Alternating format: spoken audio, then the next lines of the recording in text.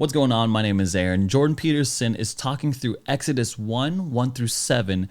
And in this dialogue, he gets schooled, in my opinion, by a religious Jew. And so let's just go ahead and check it out. If you're new to this channel, my name is Aaron. I'm coming at this from a Christian Reform pastor's perspective. I have nothing to offer that's scholarly or eggheady. It's very lizard brain terminology that you're going to get from me. But I'm excited to talk through this with you down in the comment section down below. So let's get right into this first part of Exodus. And introduced everybody. We're going to start with the text, and as I said, I'll read it and I'll make comments when they strike me, and we'll have everyone jump in and away we'll go. So Exodus 1. Now, these are the names of the children of Israel, which came into Egypt. Every man and his household came with Jacob.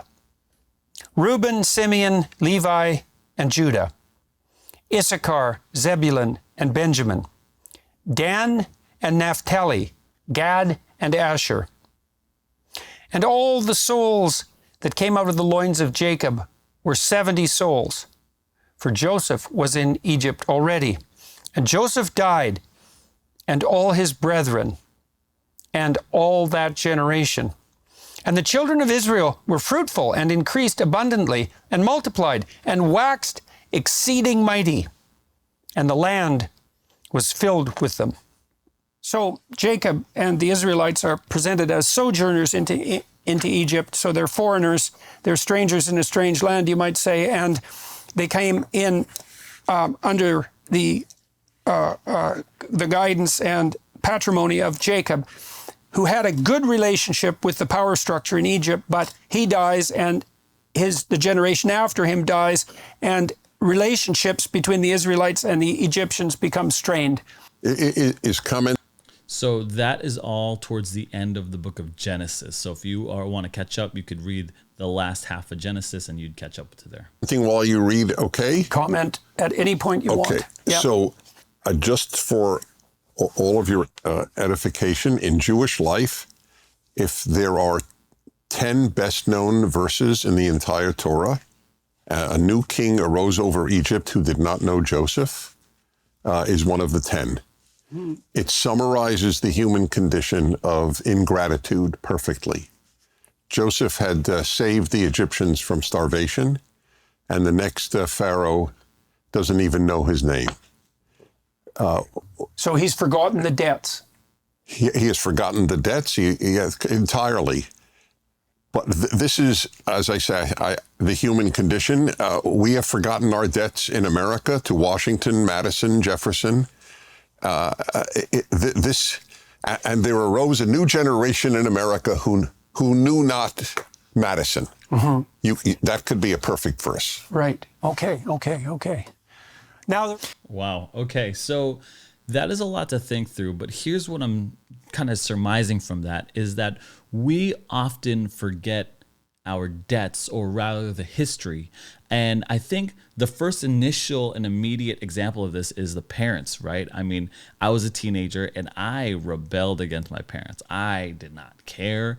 I was ungrateful or whatever. So I did not know the struggle that they've had. I did not know the things that they had to sacrifice. And I just kind of cared about myself. And when he brings up Madison or Jefferson or the founding fathers, it's like in America, we forgot the sacrifices, the wars, the troubles that these men had to face so that we have the liberties and the rights that we do now. We don't remember that whole generation of Americans, founding fathers, who had to put all that energy, all that thought into drafting up the Constitution, Madison being one of the founding fathers, if not the author or the father of the Constitution. And it's one of those things where like, what? And he was a president. And wow, we totally have forgotten what it's like to not have liberties, And so on a small perspective, like as a teenager, forgetting what the parents have sacrificed. Like my parents are immigrants, right? They did not have a cush life when they came here, but me growing up, it was a cush life compared to what they had. But I don't remember. I was a whole new generation that forgot. And I think what ends up happening is that we have short-term memory because we are so self-focused.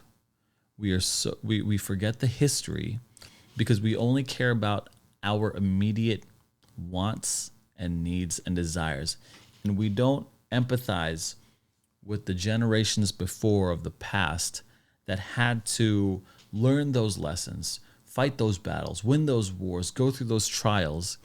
And so we reap the rewards of their labor, and then we forget all that it was that went into it. And so, and these are the lessons that we learn. We forget good and bad lessons, right? Like, in the Bible, we forget that God is a provider, that he provided for Joseph and that he rescued them. And we forgot that maybe betrayal was a bad idea, right? And so the Pharaoh forgot all these things on how, God saved Egypt. And so the cycle continues. And the lessons are repeated until the lesson is learned. And what ends up happening is that we just become so self-absorbed, so self-absolved that we throw away those lessons, we throw away the history, we throw away all those sacrifices, and we relearn those lessons because our generation forgets it. Now, when we're talking about even Christianity, of which, I'm coming from that perspective, God or Jesus established sacraments so that we wouldn't forget, right? The Lord's Supper being the most glaring one, and the other one is baptism. But the Lord's Supper says, like, do this in remembrance of me, right? It's one of those things where we can't forget because we often do. We are often consumed with our current day narratives that we didn't remember. We don't remember all that it took to get us to where we are. And so do this in remembrance of me is like, hey, remember what Jesus did on the cross. Remember that battle that was won. Remember all the suffering that he had to face so that we don't have to face it. Do this in remembrance of him. Now, I think that is the ultimate draw up from that, right? Like, I don't want to ever fall into not being grateful for what Jesus has done for me on the cross. And much to that, also my parents or also the founding fathers or any of that kind of stuff. It's one of those things, those lessons that we need to remind ourselves of so that it forges us so that we don't have to learn those lessons firsthand. And that's what I'm always about. Now, if you want to jump into the comments with me, what are some of the implications of ingratitude in the human condition, as Prager pointed out? That's the Jew that I think offered a lot. Now you see Jordan Peterson just going through Exodus 8, but I think that is if it's one of the most popular Jewish verses in the Torah, I think it begs at least a little bit of attention. What are the implications, do you think, of the human spirit and our ingratitude for what came before us? Anyway, thanks so much for watching. I really appreciate it. Leave your comments in the comment section below. I'm going to get to all of them, I swear. And then be sure to check out all the other videos on the book of Exodus on this topic. Thanks so much for watching. I'll see you in the next video.